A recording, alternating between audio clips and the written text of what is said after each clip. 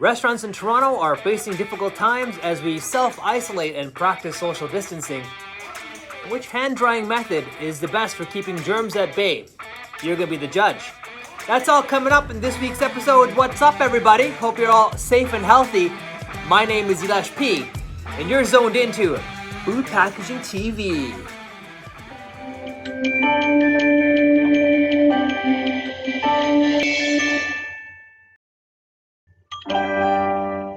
You know, I've seen a headline where it reads that COVID-19 is going to bankrupt more people than it kills. And, I don't think it's too far from the truth.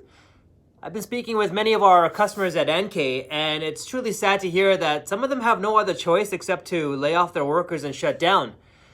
With self-quarantine and the elimination of dine-in service at your local foodie joint, many mom and pop shops are finding it difficult to maintain their takeout-only service, as most restaurants are not getting enough business to allow them to cover their daily labor expense costs or even their food cost. Some have told me it'd be better to remain closed than to have food waste and incur greater overhead losses. And on the other side, there are restaurants that are still open, and I've put a link below in a description from blogTO that has a map of takeout and food delivery options that are available right now in Toronto. And for those that are looking to level up your health game, don't forget to check out meal prep companies such as On the Run Meals or Eat Savage or One Life, as maintaining a healthy diet is one of the best ways you can prevent any ailment. A strong, healthy body is the best defense right now, and keeping your health up with the correct diet is one of the only ways, and it's more important than ever to have a look at that. So I've left their web links in the description below.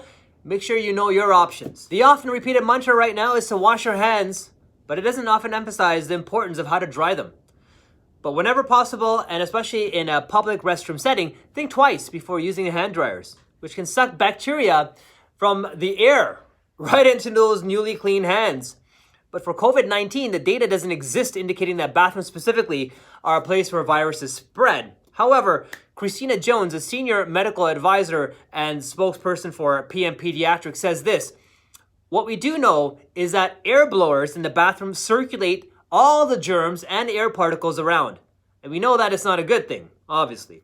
When a motor blows particles in the air, they become aerosolized particles, and you can inhale them or touch your face with your hands, and that's a new entry into your body. So bathrooms, by the way, they're full of frequently touched surfaces, so there's a high burden of this contamination of germs. Think about the air." In a study comparing 3 hand drying methods, which is the paper towels, the warm air dryers, and the jet dryers at ultra high speeds, scientists found that jet dryers disperse 20 times more viruses than the warm air dryers and over 190 times more than the paper towels.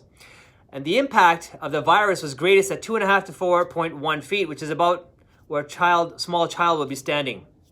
Check out this clip from CBC2 in Chicago. Hand dryers in public washrooms should be a clean way to dry your hands, but are some harboring potentially dangerous bacteria? CBS 2's Dave Savini tested some filthy-looking hand dryers. You are looking at a hand dryer coated in filth. Look closer. Look at that. Gross. The 2 investigators scraped and swabbed and collected grime from 12 Dyson AIRBLADE dryers in the Chicago area. Large bacteria colonies. Very significant growth. So how much would that one plate have in it? Greater than 100,000 colonies. That's something that would make me want to look at how those dryers are maintained. They have the potential to be serious infections in a broader variety of people. In fact, the Fox Valley Mall testing showed Klebsiella oxytoca on the machine and on a hand that didn't have it until after it was dried. You can see the full video in the description below. But to keep things even, I also had to see what companies like Dyson had to say about this. It's been proven in a recent peer-reviewed study published in the Journal of Applied Microbiology that when using the Dyson AIRBLADE, you actually reduce the amount of bacteria transferred from the skin by up to 40%. More scaremongering that's out there suggests that using Dyson hand dryers spreads dangerously high levels of bacteria into the air. It's not true. Using the AIRBLADE puts fewer bacteria into the air than taking your coat off. Another report, commissioned by a paper towel manufacturer and published in a journal just last year and compared Dyson AIRBLADE to a paper towel, also looked at the amount of bacteria in the air, but was never promoted. Why? Because the report concluded that there was no evidence that there was any difference between the 2 methods in terms of the amount of bacteria they put up into the air. Another report claims there's an abnormal amount of bacteria on the hand dryer itself. but that's misleading. There's just as many bacteria on a tap, door handle, or paper towel dispenser. The fact is, bacteria are everywhere. Really, it's the use of paper towels that should be scrutinised in practice. A recent US study by the College of Medicine at the University of Florida showed that 1 in 5 dispensers can be found empty in washrooms. If there's no paper, there's no way to dry your hands. That really is unhygienic. Damp hands spread up to 1,000 times more bacteria than dry ones. And we're all familiar with the mess they can make. Soiled paper towels laden with bacteria are often found discarded around the washroom.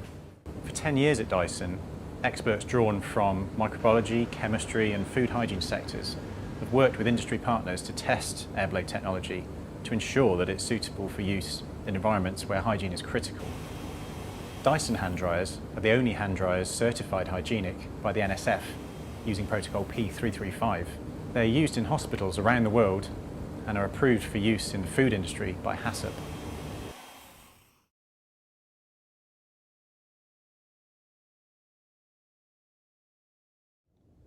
So, which system is best for you? I'll let you decide. I'll left you the links below to see systems from Georgia Pacific, Essity, Kruger, and Sanjamar. But to be honest, for me, personally, the best solution that I've seen for the bathroom woes is the Dyson AIRBLADE Wash and Hand Dryer, a 2-in-1 design. Check this out. I wanted everything to be very hygienic, user-friendly. The usual conventional dryers, they take a lot of time. They even do a bad job at it. So what we were looking at is we didn't see any water and any paper towels on the floor. we, of course, looked at the company Dyson, and there we stumbled upon their newest product, which is both a tap and a hand dryer at the same time. This is it. This is exactly what we're looking for. We got one and tested it. We asked some passengers what they think of it. I've never seen anything like them before. I thought they were pretty cool. Unbelievable. Quick. I think they're great. They work well, they're clean, they're sanitary. I think they're really great. It really goes well with the whole design. The washrooms look very nice and exactly what I hoped for. And after a rush hour, we can see that it looks nicer. You're not dripping wet stuff all over the bathroom. It's just right there. So people actually can move behind people when they're washing their hands. They don't need to go over here and get the paper. They were amazing. You can come away knowing your hands are clean and you know your hands are dry, and it's marvelous. That blew me away. There was a woman earlier who went down just to take pictures of the bathroom. Probably the cleanest bathroom I've ever been in, even in someone's. The west coast of California. It's the cleanest place I've been in. Keep a note, not all distributors carry these lines, so ask your local distributor what they have to offer you. So guys, even though we're having long, tough times ahead right now, for those that are open in business, please be conscious and use eco-friendly packaging as much as possible, because after all, a wise man named Wilton Knight once said, "One man can make a difference. You are going to be that man." And this is where we ride off into the world of the Knight Rider.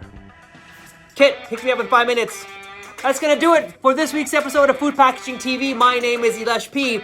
If you like what you're hearing and seeing, please feel free to subscribe, like, share, click the little bell icon, be the first to check out our newest episodes. And also, we're also on TikTok, did you know? Yeah, check us out. Have a good one, guys.